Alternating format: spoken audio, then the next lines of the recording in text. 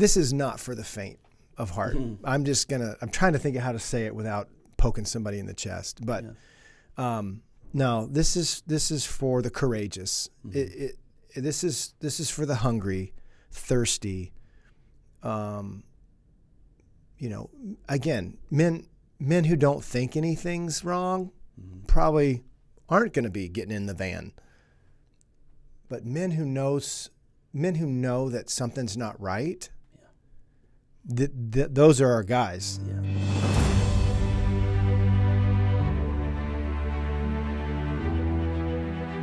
With God, there is always more.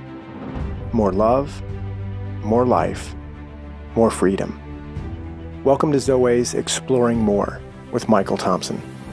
C.S. Lewis once wrote, "Our Heavenly Father has provided many delightful ends for us along our journey, but He takes great care to see that we do not mistake any of them for home." Join me and the team as we explore the kingdom together, discovering the deep truths and offering encouragement for the journey. There is always more. Welcome, friends and allies, to another episode of Exploring More, the podcast. And hanging out not with SJ, hanging out with Josh. Yeah. And looking forward to this conversation. You might remember Josh from the Warrior segment that we did as we looked at some of the generational lanes of masculinity. Yeah. And Josh and my cohort in crime, C. Richie over here, CR, Caleb, are really heading up and on point for the Warrior Initiative, which is good. It needs leaders and good men like you. And yeah, we could talk about that, but we're not talking about that today. Right, not today. We're gonna Josh and I, we're gonna explore a little bit of what you guys have been creating in terms of content around redeeming generational masculinity. Yeah. We had a summit. I like that name. It just makes it sound like a big deal. Yeah. So we had a summit of representation of across those generational lines, elder sages, kings, and warriors. And there was about 40 or so that came here to the tower. And this was the end of January, and we just kind of unveiled kind of the next 18 months and a little more, certain calendar markers and specifically, how's this going to work? Yeah. Any thoughts about the summit before we take a quick break? Yeah, man. I mean, I think back to my school days, athletic days, right? Pep rallies were always a big part. Come out in your jerseys and get recognized. And do they do those anymore? Is there pep rallies? Yeah, probably not. Yeah. Are there still high schools in Michigan? They're not as cool. No, they were. Yeah, it was a big ruckus. You just want to see what the mascot's going to do. In the 80s, right? Right. Yeah. So yeah, man, I think it had some of that flavor, especially the first. I mean, it felt like a reunion. Yeah. You know, the encounters have that flavor, reunion. Yeah. We're excited. Here's vision, and then we got to move into some of those intergenerational spaces. Right. Which is where word. Yeah, the good magic of the weekend. Yeah. I think that's where it was. Yeah. If masculinity is supposed to be or is somehow bestowed by or through or from masculinity, I mean, it just makes sense that good men ought to be offering and sharing and teaching younger men how to be good men. Yeah, sure. And I think that describes a bit of the crisis today. Yeah. As to why there aren't enough good men, and what is that? What does all that look like? So we've done some other podcasts on that, but this the RGM conversations. Right? Yes, the RGM conversation series, and so I think it was Caleb's idea, maybe yours too. It's a great idea. Let's look at some of the content that we're creating out there. And then let's have a reaction, a response to some of that. So we will get ready and cue that stuff up, and we'll be right back after a quick message. Yeah, so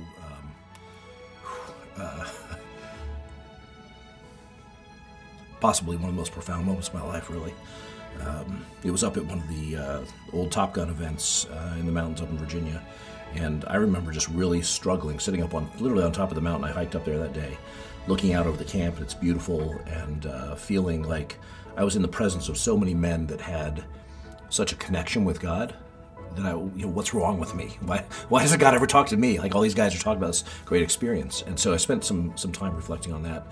And as I was walking back down the mountain, all that was in my head was, God, I need to hear you. I need to hear your voice. I need to hear, some semblance of life from you. And as I'm walking, I literally start hearing this running water in the middle of coming down a mountain. I mean, there's not really anything around but brush. It's a mess, and my legs are getting all torn up by the brambles.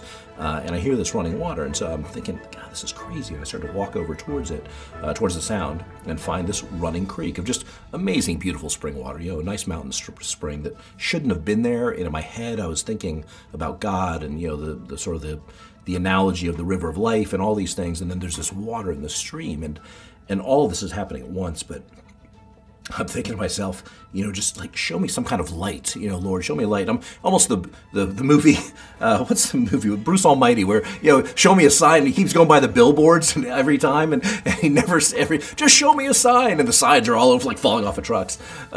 It was that silly almost that I in my head phrased the words, I just need a light or something from you. And I look down in the stream, there's literally a yellow flashlight sitting in the bottom of the stream. I'm not making this up. And I was and so in my head, I'm just questioning, this is so stupid. There's no way this is actually happening. And I sort of made this condition with myself. If I pick up that flashlight, it works. This is real. Dude, I swear, I picked up that flashlight, flipped it. It was a pelican light covered in moss. It shone a light as clear as could be. And it was just amazing. And I kind of heard, felt, experienced, I hear you. I see you, and I've got something for you. It was just amazing, and I've been off ever since. Like, you can't come back from that. It was pretty wonderful and pretty powerful. Join us at the Heart of a Warrior Encounter, April 25th through the 28th in Goshen, Virginia.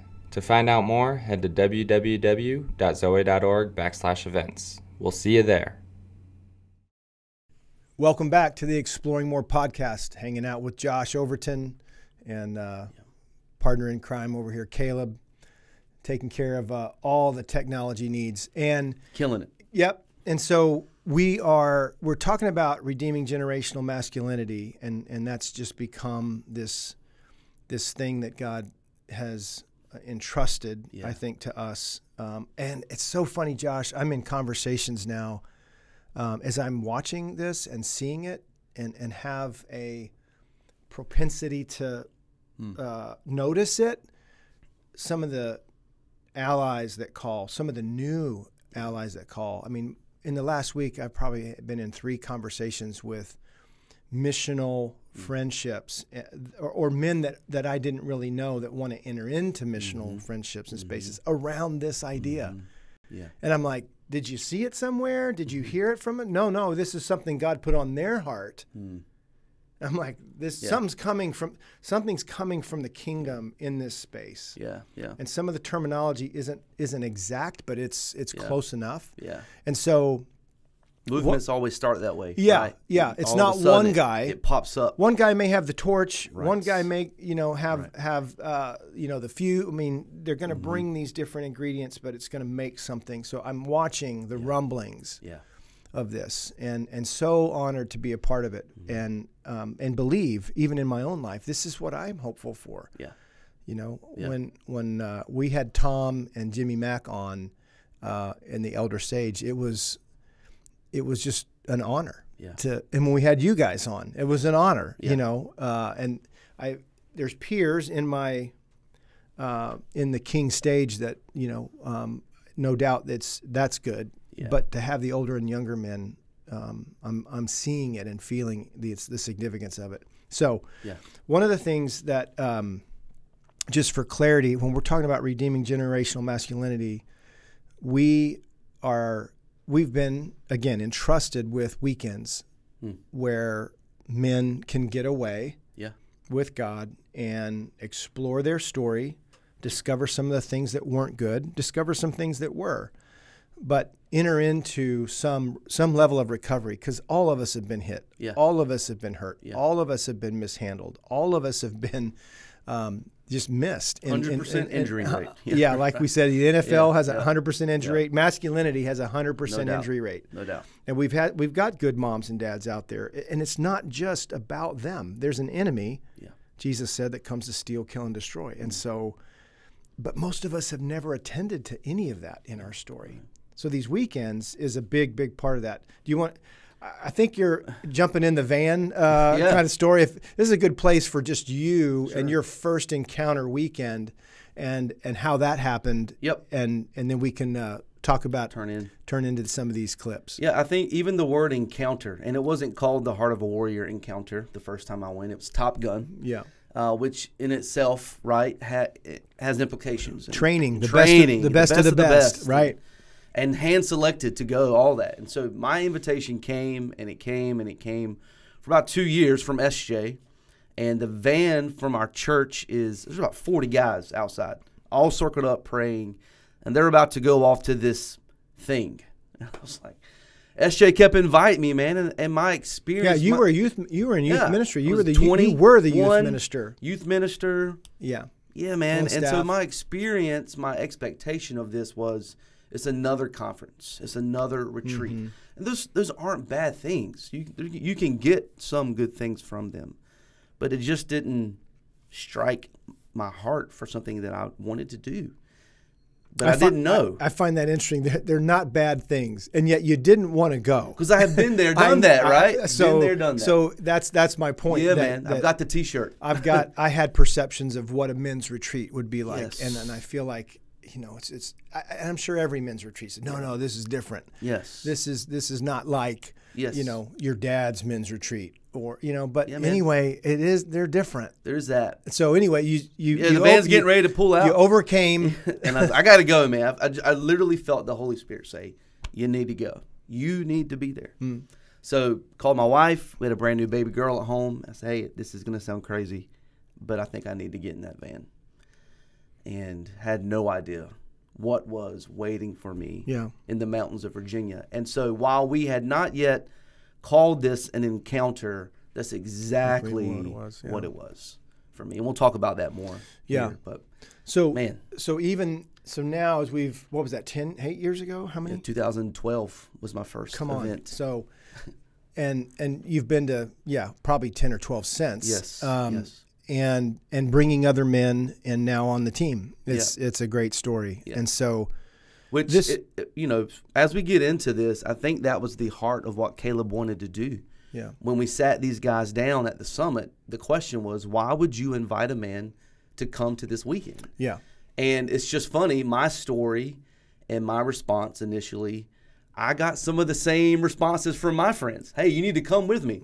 I've been there, done that. You know? So it's just interesting, man. You know? Yeah. And it's going to be great to hear from their story. Yeah, some of our friends in the Redeeming Generational Masculinity conversation. Yeah, these are some of those guys that were at the summit. That's where we filmed this, particularly about the role and part that getting away for a weekend in your story, in the larger story that God is authoring, and your role in it. Yeah, that's where we're going to go. Yeah. And so, how you want to do it? I know. Yeah, we got it queued up. Okay. And so I can play it, and then our friends and listeners will be able to watch along with us. Yep. So, and then we'll respond. Yep. Okay. Oh, great.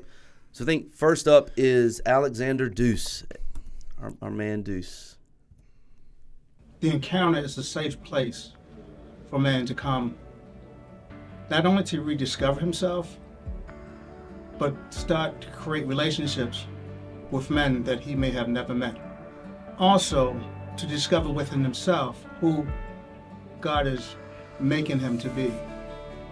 I feel as though God has us all on a journey, on a mission, and this is one of the first steps in that mission, is to discover who I am, what's going on in my life, and most importantly, to get healing so that I can become that man that God has for me.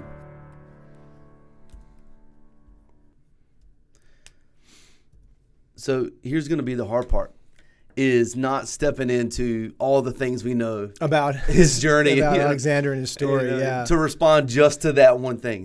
One reaction is, man, that dude can pull that hat off. Yeah, I mean, he has several cool hats. You know, we wear caps, baseball caps. Right. I've never seen Alexander in a baseball cap, but I've seen him in some cool hats. Yeah, he can pull it off. You look like you should just give him a saxophone. Smooth. Like right. But yeah, that will be the hard part. So what's your initial impression of that?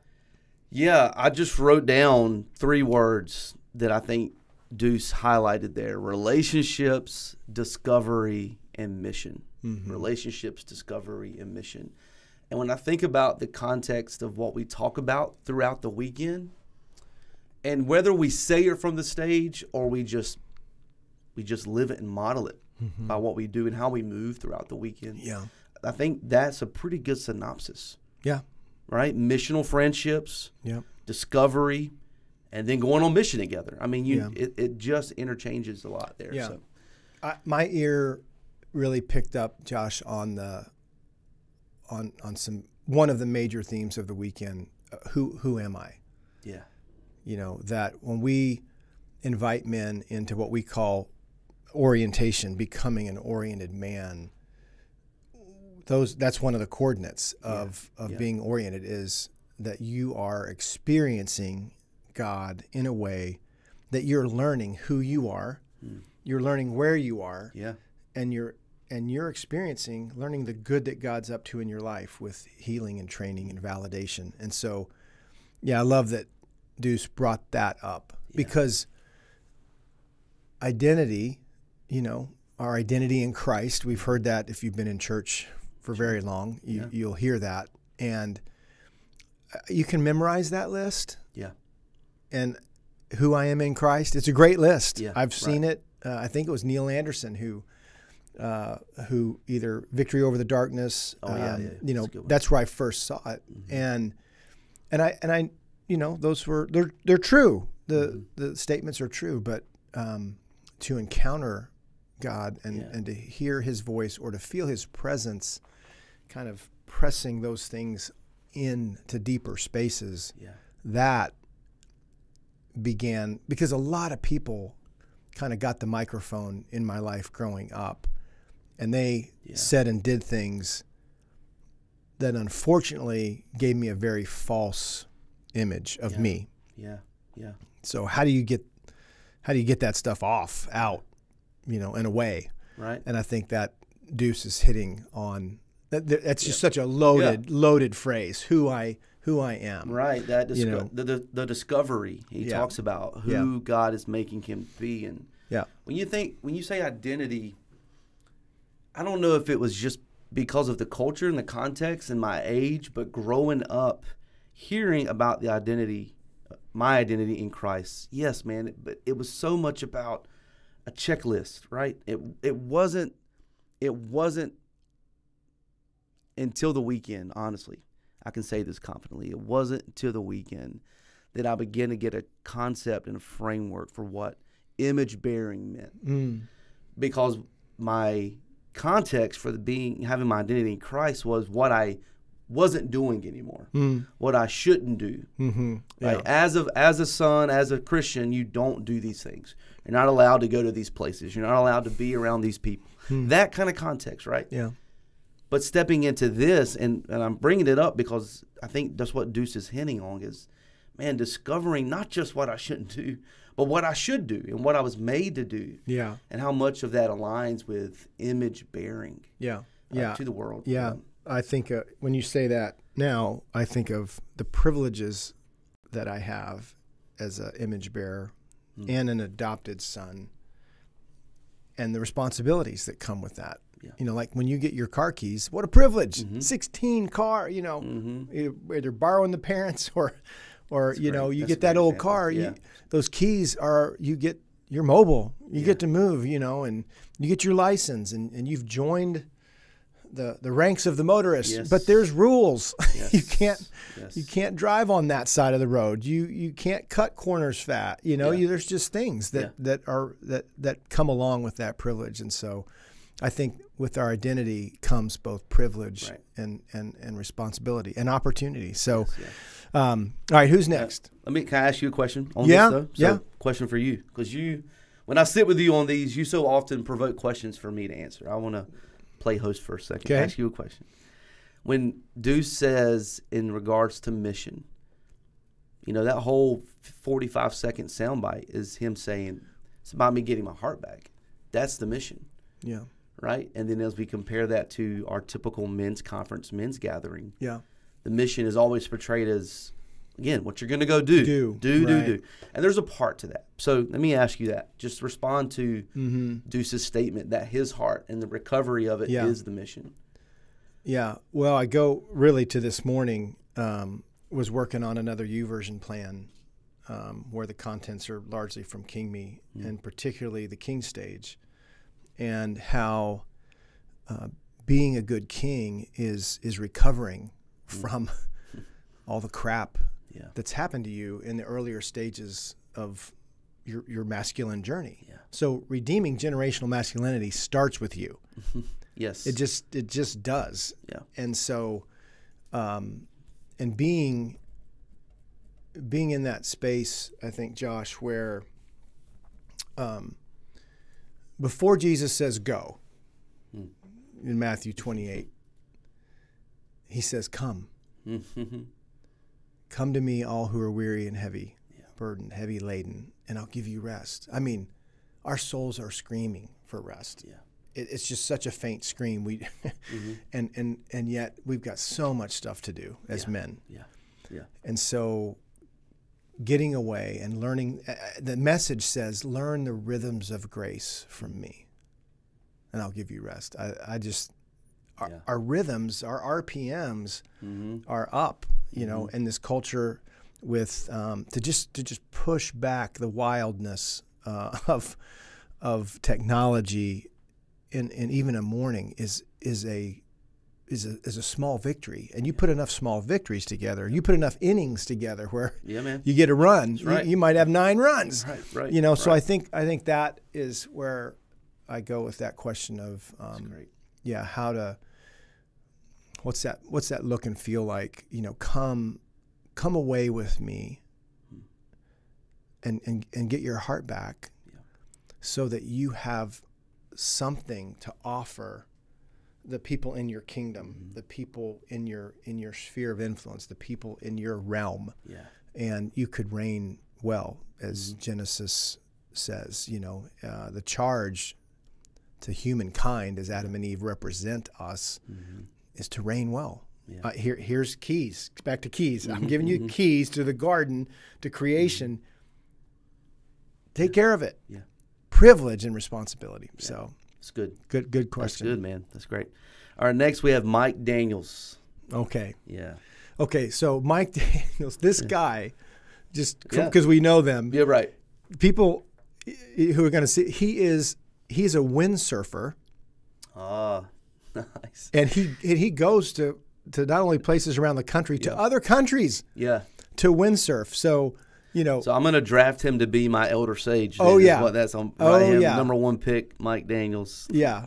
So no, that's great, man. Yeah, I wouldn't mess with Mike. He's not. Yeah. That Mr. Rogers sweater. Yeah. Who knew? Yeah, but anyway, I love it. And I love Mr. Rogers on record for that. Oh, so 100%. All right, here we go. When I went to my encounter, I was invited by one of my elder sages and said, just come. So I went to be polite, and I thought it'd be a nice weekend to get away. But sitting up in the balcony one evening, God touched my life and showed me some things that I had been lied to about, and that I'd lived all my life believing. And from that one moment, I began to change. I began to see things differently. And that's translated to my family, because I could see some of the wounds that I bore. I had pushed those wounds onto my son and daughter. And it gave me a great chance to think that through and then go back to them and have those discussions that I never would have had before.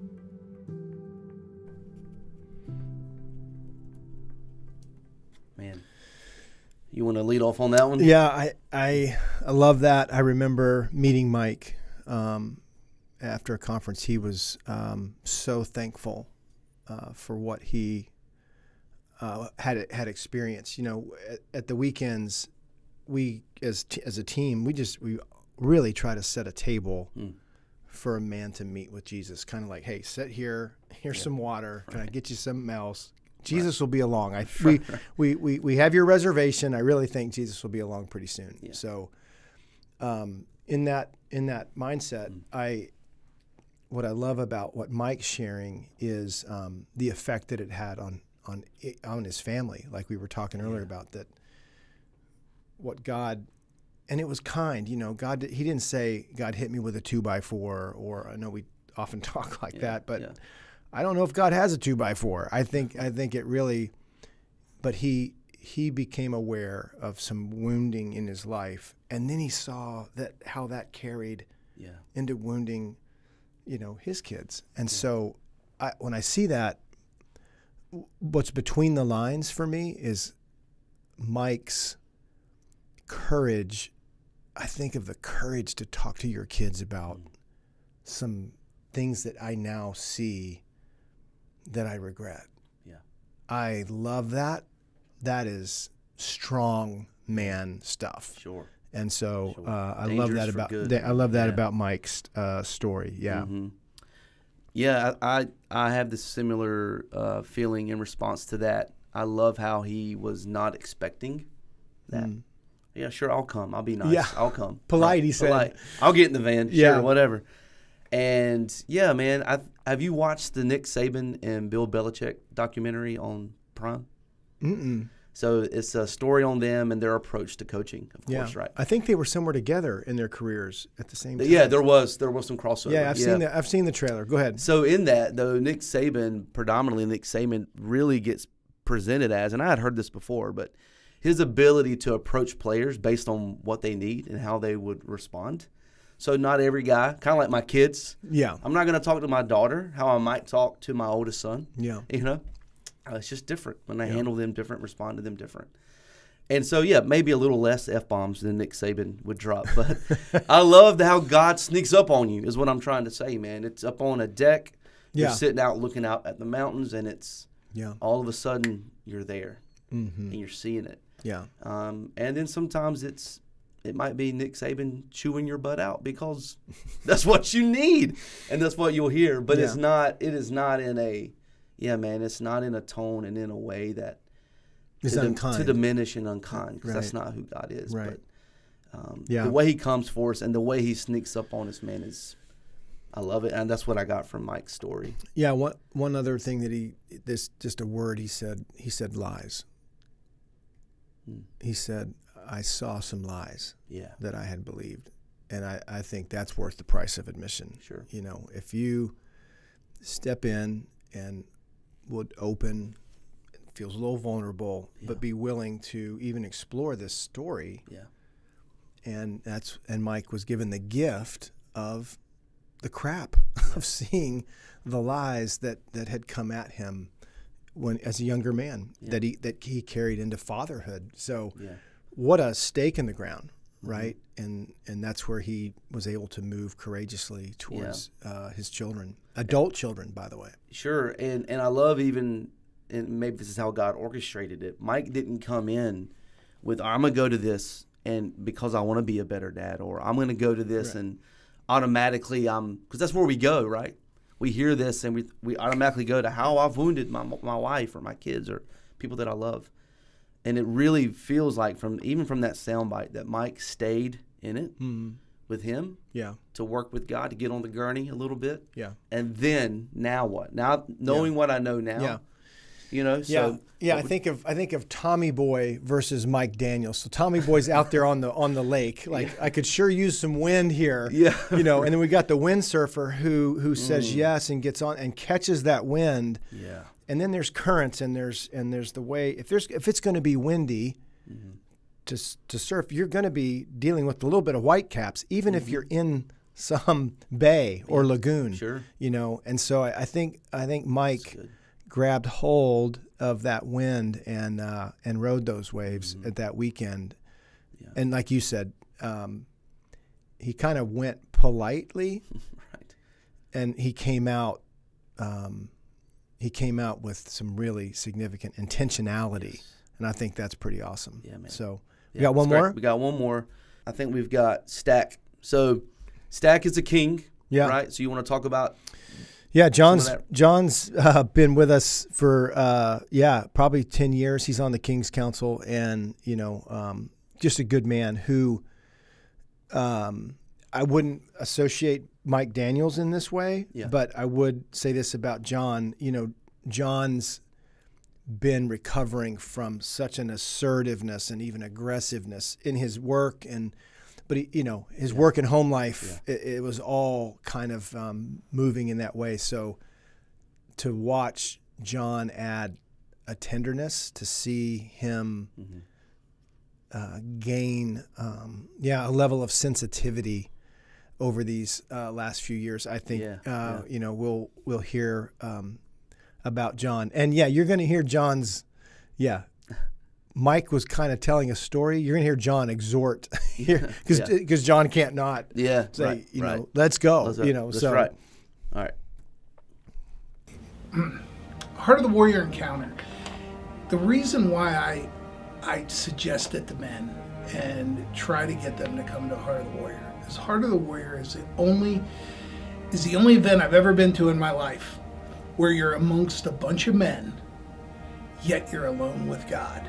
And it gives you time to completely unplug and really come to grips with where you are in your life and talk to God and figure out where you want to go. You will see transformation everywhere at the encounter. You will see people, this happen right before your eyes. And you'll come home energized, and you'll want your family, you'll want your friends, you'll want everybody you come in contact with to enjoy the same gift that you have from going to a Heart of the Warrior encounter. Stack. That's good. Mm-hmm. Yeah, that's really good. Go ahead. Yeah. Thoughts? Yeah, sure, man. I think just back to the analogy of setting the table, I think John just highlighted that. Hey, here's a table for two, but also we know we do eight guys at a table for mealtime, right. A table for two and a table for eight. And how important both aspects are. Right. The encounter with God and then the brotherhood. Yeah. And great formula for some life change. Yeah. You said it. I think he used the words being with and being alone. I love that. Being with a bunch of guys that are like-minded, like-hearted, hopeful, and probably carrying some hurt. Yeah. And then being alone, it's solitude is so different than loneliness. Isolation. And isolation. Yeah. And I think men can move with a lot of other men and yet still be alone and isolated. So this is a environment, I think, where some of that can be encouraged to kind of step out of and recovered even. Yes, right? and if anybody's been in recovery, that's one of the models of stepping into some space where there's other people who are suffering similarly, and we're in this together. Right. And I like John and Sean Harmon and Rob Jones and Frank Crockett. These guys in Ohio and the Dayton. I mean, they have seen, and I'll say this word on purpose, they've used the weekend to grow a substantial, what started kind of as a foxhole has become a front lines initiative, where 5 and 6 guys kind of diving in a foxhole. Yeah. Well, they've dug foxholes in Dayton, and there's 400 guys that are stepping into that. And this is a part of their strategy. Yeah. I think they've brought 100 guys. Dare I say catalyst? Yeah, catalyst. We'll hear more about That's right. Yeah. But John is a recruiter. Yeah. And he has brought 100 from not only the church but from the community. So he just reached out the other day because this encounter's coming.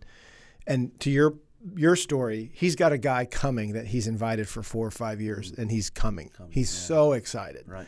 You know, and so, very much appreciate what he had to say. And transformation before your eyes. You know that time lapse stuff that we might see in a reel or in a commercials. Watch a flower. Apple does it all the time. Or Yes. just watch the sun go up or down, or the lights come on in a city it's he's right. The men. Here's my big litmus test. It's always so fun for me when they're singing the couple worship songs Saturday night. It's just not the same guys that are singing from Friday morning. It's palpable, man. And that's 24 hours later, they're just different. Yeah. So I agree with him. It's palpable. Right. Yeah. Heart of a man. We believe the heart of a man can change in a weekend, man. Yeah. You started off 12 years ago, my story of getting in the van, and from the first time until every single time, even since I've been on the team, I walk away with a lot. But the one thing that is constant is, man, how much I've missed this daily rhythm. How much it reminds me. Yeah. You talk about recovering that. Resets. It resets that. Yeah, man. It does reset that in. Because you're making the time. Yes. Mm-hmm. And that's what you need is time. Yes. So really, really cool. I think the last thing I would probably say before we wrap it up is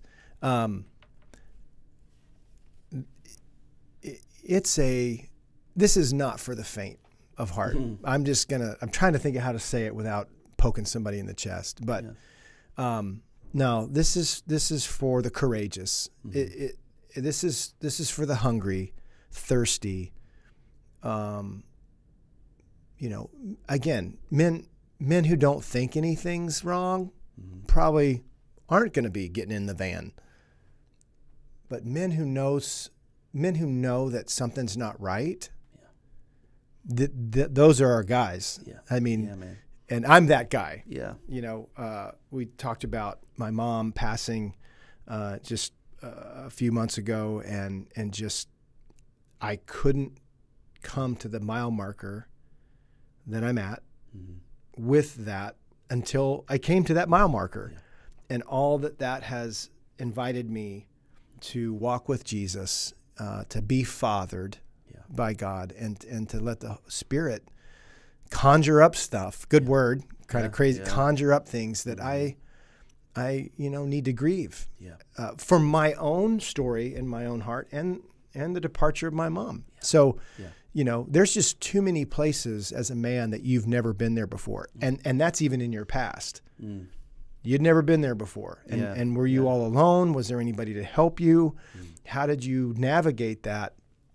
So I just add that if, we could say, well, what do you got to lose? Or, right. But I think that sounds a bit too whimsical.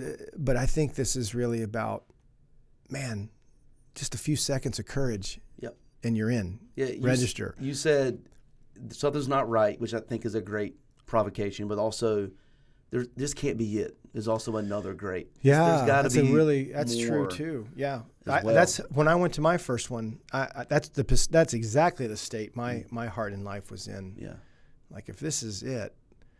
I remember when my knee started hurting, and I'm 59, so my surgery was 9 years ago.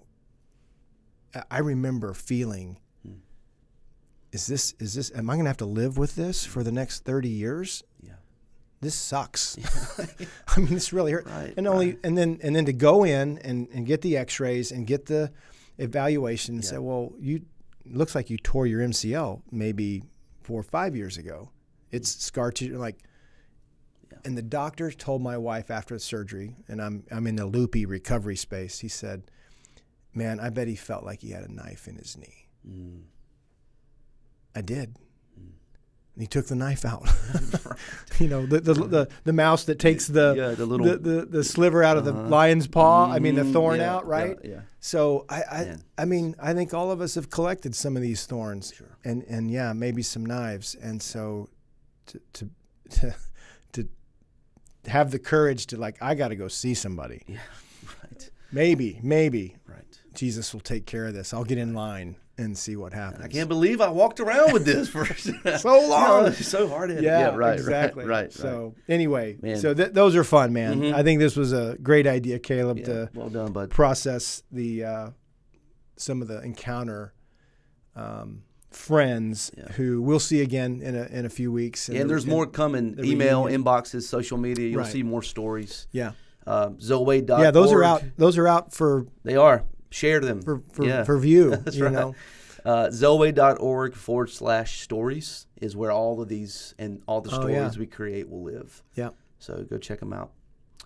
You want to read the comment of the week as we sign off, man? SJ usually does. So take it. You got one, man. Not SJ will take care of this week's, but as you guys know, liking and subscribing if you're watching on YouTube, and maybe you're on an audio platform. Yeah, go ahead and subscribe if you can download the episode. That just really helps us be found and continue to get this message out.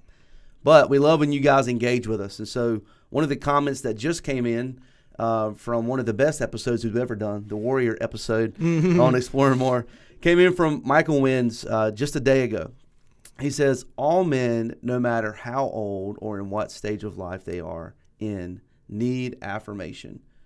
We all need to hear well done, and don't do that. So some calling up and also into more, some right? correction, so, right. No matter who we are, we have been healed, and prayerfully we continue to be healed.